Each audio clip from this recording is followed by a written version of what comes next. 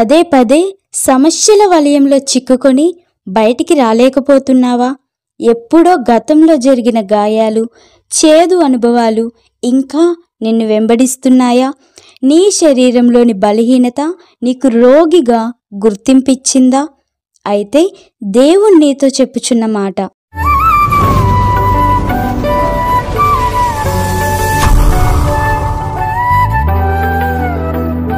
క్రీస్తులో నీ గుర్తింపు.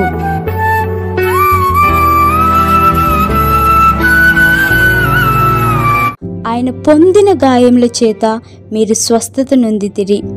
అవును ప్రియులారా, మనం భరించలేని మన పాపభారం అంతా మన నిమిత్తమై ఆయన సిలువలో భరించాడు. మనం తండ్రితో సమాధాన పడులాగున మన సమాధానార్థమైన శిక్ష అతని మీద పడింది. మనం పాపముల విషయమై చనిపోయి నీతి విషయమై జీవించినట్లు మన స్థానంలో ఆయన మరణించాడు.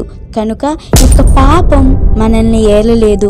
ఆయనే ఆ కలువరి సిలువలో మన ఆత్మీయ రోగానికి విరుగుడుగా మారిపోయాడు. కనుక మనం మన పాప మరణముల నియమం నుండి విడిపించబడి ఆత్మ నియమంలో జీవిస్తున్నాము. కనుక మనకు ప్రతి విషయంలోనూ తన ఆత్మ ద్వారా సమయోచితమైన సహాయము, మన ప్రతి సమస్యకు పరిష్కారము ఆ యేసే. అవును, యేసులో మనకు స్వస్థత ఉంది. అందుకే మన అతిక్రమ క్రియలను బట్టి అతడు గాయపరచబడెను, మన దోషములను బట్టి ఆయన నలగొట్టబడెను. అతడు పొందిన దెబ్బల చేత మనకు స్వస్థత కలుగుచున్నది. అవును, ఆయన పొందిన ప్రతి దెబ్బ చేత మనకు స్వస్థత. ఆయనను కొరడాలతో కొట్టుచున్నప్పుడు ఆయన కొట్టబడిన ప్రతి కొరడా దెబ్బ చేత మనకున్న అనేక శరీర రోగాల నుండి స్వస్థత కలుగుతున్నది.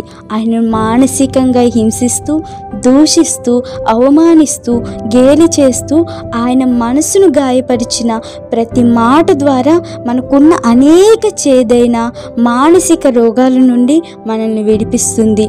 అవును, మన కొరకు ఆయన తన చెమట రక్తముగా మారేంతగా పడిన శ్రమ ద్వారా గుండె చెదిరిన వారిని ఆయన బాగు చేస్తున్నారు.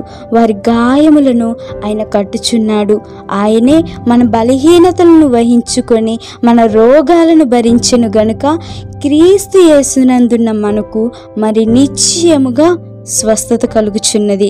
కనుక ఆయన మనకిచ్చిన గుర్తింపుతో సంపూర్ణ స్వస్థతలో నడుద్దాము.